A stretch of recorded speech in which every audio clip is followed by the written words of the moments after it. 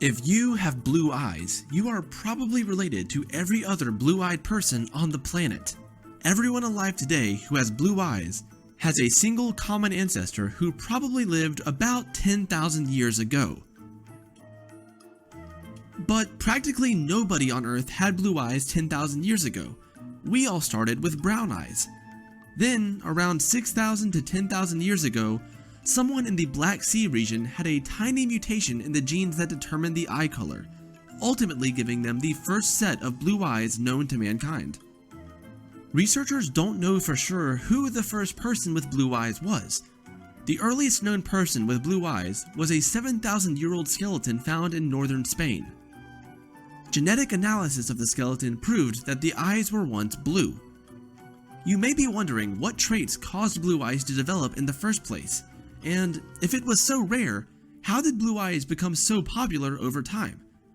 Fortunately, genetics is able to answer these mysterious questions. Your eye color is dependent on a pigment known as melanin. The gene that regulates the melanin pigment in the colored part of your eye is OCA2. The mutation that resulted in blue eyes affected this OCA2 gene. This created a genetic switch, which turned off the ability of the OCA2 gene to produce the melanin pigment and caused the eye color to become blue. In one study, researchers analyzed the DNA of blue-eyed people and found that 99.5% of all blue-eyed people inherited the same mutated gene at exactly the same spot in their DNA. Blue eyes are as fascinating as they are pretty. Even though blue eyes appear to be, well, blue, they're not actually blue at all. Sounds crazy, right? Well, hear me out. Let's dig a little deeper. The colored part of your eye is known as the iris. The more melanin in your iris, the darker your eye color will be. Instead of any pigment, blue eyes have small particles suspended in the iris. These particles give rise to the Tyndall effect.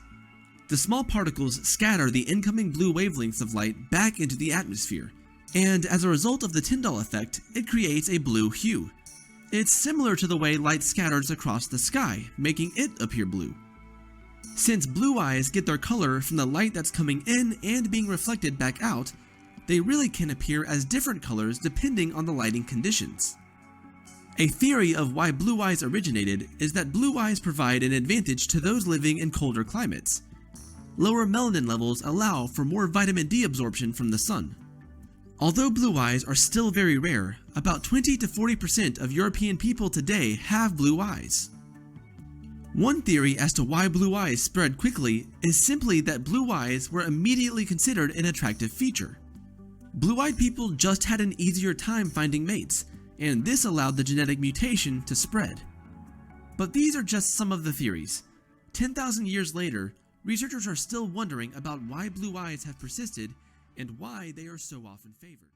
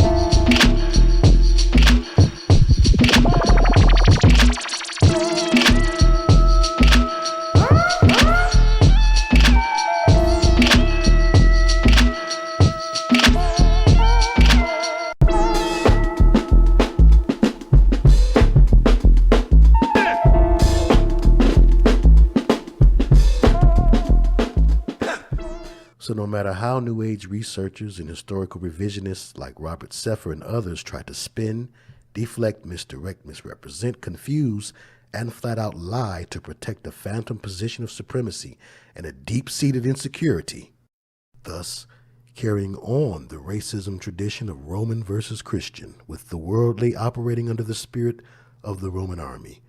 But I do digress. Please forgive me. Back to our summary and the story of the Messiah and the fallen angels who knew of his first coming. The real Messiah and the real war in heaven before he came to live his human existence. An angel rebelled due to jealousy and pride. He was intelligent and persuaded a third to rebel with him. The angels that were loyal to God outnumbered the rebels and cast them out, making them the first true rebels, wanderers, nomads, and outcasts. Spelling, spell break, nomad, daemon, demon, connection. Middle English from medieval Latin, from Latin daemon, from Greek daemon, deity, genius, in demon one, since one, also from Latin daemonium, pandemonium. Think about it. Lesser or evil spirit from Greek daemonion, diminutive of daemon, a diminutive or smaller form of daemon. And of course, these demons were the first nomads sent to Rome without a home, looking for a vessel, a suitable vessel that would accept them in. And so, too often, you have those who are nomads or those who are wanderers wandering the streets, unfortunately, become their favorite vessels because of easy access and accessibility. They often wander the streets at night as well. Our modern day spelling of D-A-E-M-O-N, daemon, is D-E-M-O-N, minus the A, but still with the E. E and A are vowel sounds that are interchangeable and intertwined. The spelling spell constructors, Brotherhood ops, like the Websters, Crowley, etc., all knew the sacred/secret of writing words backwards to cast a spell upon the subconscious mind, which is able to receive messages forward, backward, reversed, or inverted, in whichever way that they're presented. The architects of backward masking, the fallen angels that inspire the musicians and songwriters, know and understand this very well. So do advertisers. Aleister Crowley in Book 4 of Magic said that the initiate should learn to walk backwards, talk backwards, and write backwards. And Aleister Crowley was very influential to the brotherhoods and the things that we do today that they influence in pop culture and media. Now back to our story. And there was war in heaven. Michael and his angels fought against the dragon, and the dragon fought and his angels. The book of Revelation, chapter 12, verses 7 through 10, King James Version. And prevailed not, neither was their place found any more in heaven, the realm of the Father, which is above the celestial and astral realm. So they were kicked out of that realm, out of that dimension, into this third dimension. Verse 9, and the great dragon was cast out, that old serpent called the devil and Satan, which deceiveth the whole world. He was cast out into the earth, and his angels were cast out with him. The angel in charge of the rebellion and his rebels were cast out of their former home to be wanderers. Banished forever from heaven, they sought places among the stars and upon earth. They resented God's plan and love for man. They wanted to take man's dominion and everything good that God gave man, so they made a plot. Now, the book of Enoch is controversial for varied reasons, but many like myself found it was beneficial in filling in questions that concerned the fallen angels' transition from the highest heavenly realm to this third dimensional earthly realm, as far as giving more details about how that happened and what angels were involved, what developments came from these fallen angels that we now consider to be normal parts of our civilization. Understanding that their intention toward man is not good, I thought that was interesting and maybe important to know. And most importantly, Enoch is a lost book that was once included in the Apocrypha and is referred to by 2 of the 66 books of the biblical canon and named for its writer, Prophet Enoch, who is indeed found in that very same scripture of the 66 books of canon. But you can research and decide for yourself. Along the far northern border of Israel lies Mount Hermon. It is an exotic mountain, and it is the place where, according to ancient historical writings, the fallen angels came down before the flood and consorted with the daughters of men. Gary Stearman is here to discuss with me Mount Hermon, Gate of the Fallen Angels. And JR, if you stand in northern Israel today and look to the northeast, you'll see snow-capped Mount Hermon. It's beautiful. 3 peaks, the tallest of which is 9,166 feet. But JR, there is an aura about Mount Hermon. There is a spiritual quality about it, and it is not a positive spiritual quality. In fact, its very name, Hermon, according to Jerome, translator of the Latin Vulgate Bible, means forbidden or accursed. It's thought of as a forbidden place. Why would this be so? Isn't that amazing? It is. Genesis chapter 6 says, the sons of God saw the daughters of men, that they were fair, and they took them wives, all which they chose. And of course, the giants were born from them. There were giants in the earth in those days, and also after that. When the sons of God came into the daughters of men, they bare children to them, the same became mighty men, which were of old men of renown. These giants are really an incredible story here. But the important thing is, God said back in Genesis chapter 1 that the seed of the serpent would oppose the seed of the woman. Well, we know that the seed of the woman came through the Lord Jesus Christ of the tribe of Judah. According to Jacob, in Genesis 49, Dan would produce the seed of the serpent. And Gary, Dan moved north to the foothills of Mount Hermon, and it appears that in his days, the angels, the fallen angels, came and consorted with Dan and inserted the seed of the serpent into the Danites, and from them, according to the rabbis, according to early church historians, Dan will produce the Antichrist. That's the theme of today's program. We're going to probe Mount Hermon. Now, in the beginning, let's point out that the Jews have a lot of commentary concerning Mount Hermon in their writings, which don't often get translated and read among Gentiles. We have a number of references to Mount Hermon, the Zohar, the Book of Radiance, a kind of spiritual history of the Jews.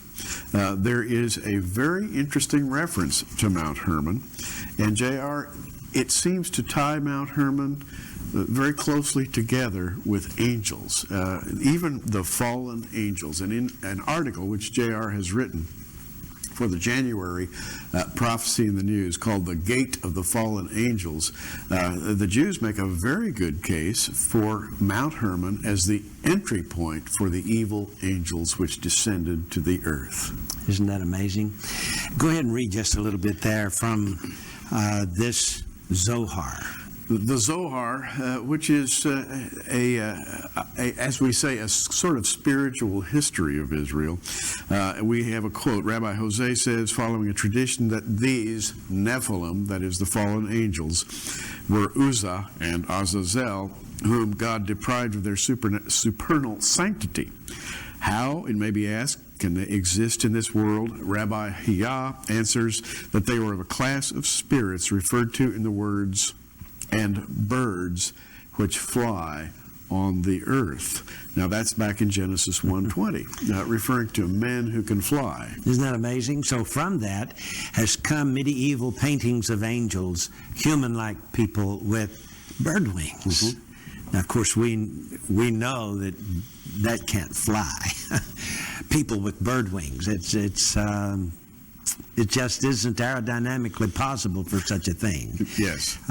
Gary should know his family built the Stearman aircraft. In fact, if you've been looking behind his head there on the shelf is a little model of the family project back in the early part of the 20th century. So Gary should know these angels with bird wings won't fly. Well, the medieval picture of men with wings seems extremely unaerodynamic. However, if we go back to the ancient writings, in the book of Enoch, Enoch describes what he called a house. He says, I saw a house greater than the former. He had seen two of these. The second one he describes.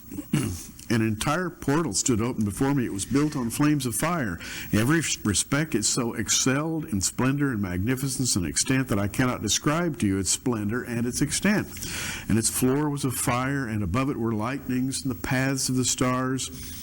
And its ceiling was also a flaming fire. And I looked and saw therein a lofty throne. Its appearance was as crystal, and the wheels thereof were as the shining sun.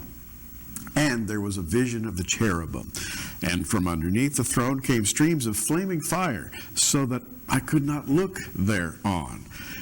You know, JR, that a flying house suspended on flames of fire, that this sounds very technological to me. So when Genesis 1:20 says, and birds which fly on the earth, there were some kind of something flying through the air. Yes. And according to the book of Enoch, they descended and landed on top of Mount Hermon. So it became the spaceport or airport, whatever you want to call it, for these fallen angels, and they flew around in flying houses. Fascinating, isn't it? Indeed, the port of entry, shall we say, of the fallen angels. Now, JR, we must be quick to say that when we read and quote from the book of Enoch, we're not quoting from Scripture, although Jude quoted from a portion of it. Yes. Nevertheless, it does substantiate a lot of very early history that's reflected in Genesis. Now, the rabbis wrote, as Gary has mentioned, the Zohar. This is a copy of the Zohar, Volume 1, and this is just, for example, one of the statements, many statements here. Uzzah and Azazel, from them the mixed multitude derived their souls, and therefore they are called the Nephilim, because they fall into fornication with fair women. For thus God casts them out from the future world, that is from eternity, in which they have no portion, and gives them their reward in this world, as it is written, he repays his enemies to their faces, and so on and so on. So this, Gary, talks about the Nephilim, these fallen angels. Now, it's important to understand that they actually came to the earth, that they were flying around in ships of some kind, houses, flying houses, with fire or lights on them, and canopies and what have you, and portals where Enoch could enter.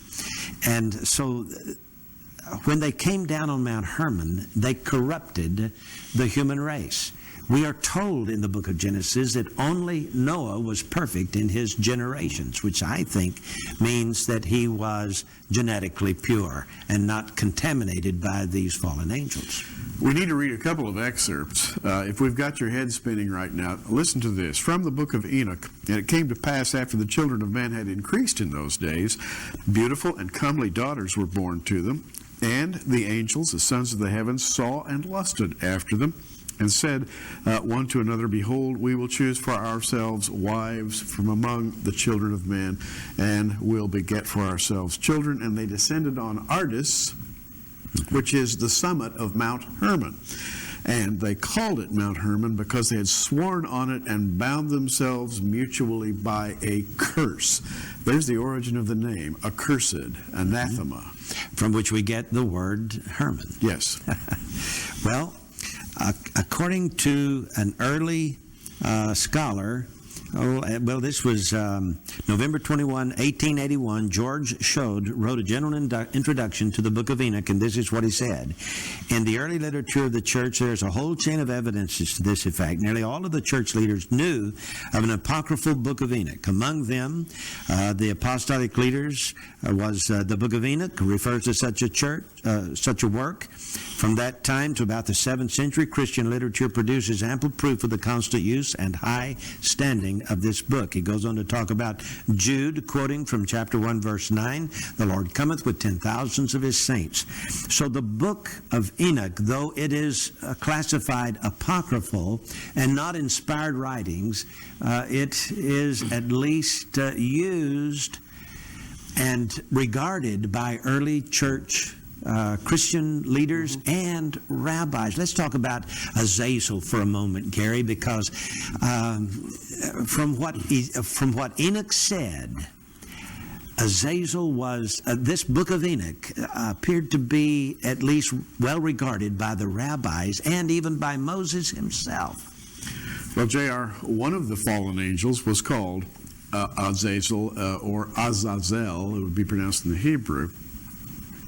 And from the book of Enoch 8:1 we read, "And Azazel taught men to make swords and knives and shields and breastplates, and made known to them the metals of the earth and the art of working them."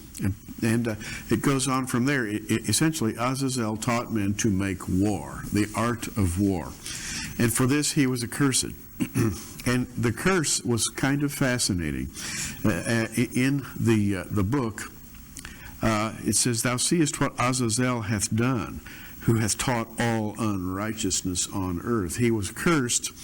And the Lord said, this is again in Enoch 9:4, "And again the Lord said to Raphael, Bind Azazel hand and foot, and cast him into the darkness, and make an opening in the desert, which is Dudael, and cast him therein."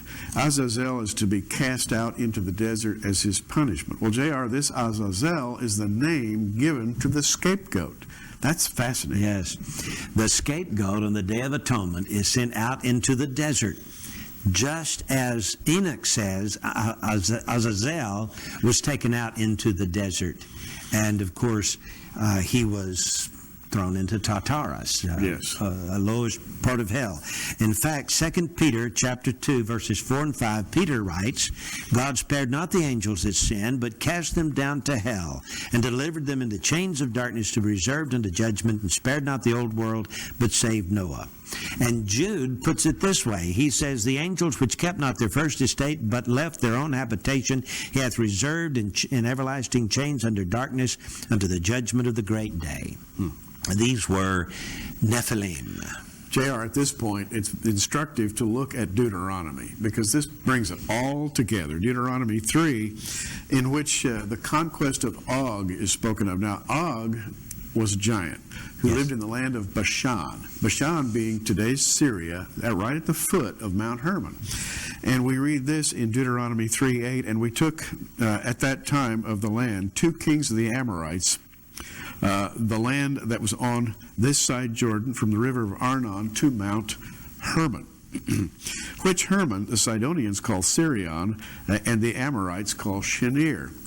And all cities of the plain, and all Gilead, and all Bashan, unto Salca and Edrei, cities of the kingdom of Og in Bashan. For only Og, king of Bashan, remained of the remnant of the giants." These are the Rephaim. Yes. J.R., the giants were that monstrous crossbreed of angels and humans, and they were accursed. And you'll notice that Og lives in the shadow of Mount Hermon. In fact, he ruled from Mount Hermon, the Bible says. And in Deuteronomy 3, verses 11 through 13, that area is called the land of giants. Now, the Rephaim are the offspring of the Nephilim, so don't get those two Hebrew words mixed up. And Gary, Genesis 6:4 says that not only did these giants be produced by the sons of God in those days, but he adds, and also after that. In other words, after the flood, more Nephilim came back to Mount Hermon. Now, Gary, the first group of 200 that Enoch talks about were thrown into Tartarus. Yes. And reserved unto the great day of judgment. They couldn't come back. But it seems like we know that Satan has a third of the angels of heaven on his side. So there are a lot more than any 200 evil angels. In fact, the whole world is filled with demonic activity today, I think. And we have these 200 seem to be the scouts, you know, the first group that came, and others came after them, came after the flood, and introduced the seed of the serpent into the human race. They were the advanced guard, so to speak. And J.R., here's what's fascinating about all this. The curse that extends from Mount Hermon is centered right where we find enemy activity today. If you took an aerial view of Mount Hermon, it's right near Syria, it's right near Lebanon, it's overshadowing, if you will, northwestern Iraq. All of this evil activity seems to be focused right in this area that the Bible refers to as accursed, Hermon. Very near Mount Hermon today are a number of ancient places of idol worship. One of these is a very famous tourist spot called the Baalbek Acropolis. Baalbek from the name Baal, B-A-A-L-B-E-K, Baalbek. And J.R., the Baalbek Acropolis has been built in such a way that people wonder how it could possibly be built. The floor stones are the size of boxcars, in some cases 2 boxcars in length. They are of heroic proportions. And some people have said they must have been built by giants. Well, when we read in Judges 3:3, it says this, namely, the 5 lords of the Philistines and all the Canaanites and the Sidonians and the Hivites that dwelt at in Mount Lebanon, from the Mount Baal Hermon unto the entering in of Hamath. So in Judges, the territory that was taken and if you will, regulated or ruled over by Israel, or at least should have been, goes under this name, Baal Hermon, or is sort of overseen by Baal Hermon. Now, that kind of ties it all together, J.R. You know, Reginald C. Haupt Jr., some years ago, wrote a book entitled The Gods of the Lodge, and he went to Mount Hermon on a tour, and they found some 20 temples. Wow. In and around Mount Hermon, temples of Baal. You recall idolatry mentioned in the Bible? In the 10 Commandments, thou shalt have no other gods before me. Thou shalt not make unto thee any graven images of gods above, and so on. Well, this worship of Baal and Ashtaroth literally centered around Mount Hermon. It was a Canaanite religion.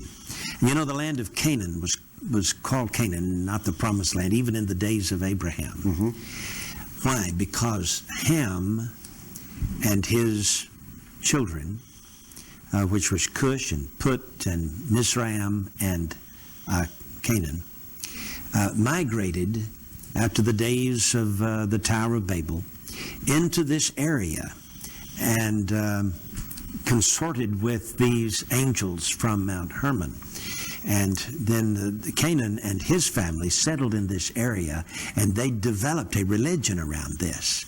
Now, Mizraim, a brother of Canaan, went on down into Egypt, and he found 3 other peaks. You know, Mount Hermon has 3 peaks. He found 3 other peaks in the form of great pyramids. And so he and his family stayed in that area and developed a religion around those pyramids. It became the mythology of Egypt.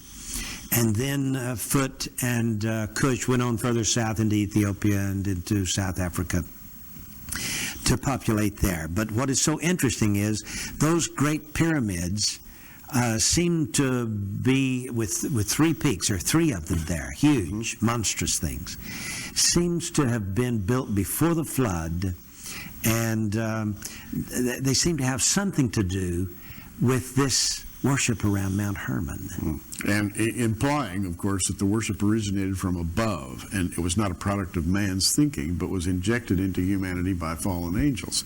Let me quote quickly from Reginald Haupt, because this brings our study from ancient history up through the time of Jesus and on into the present.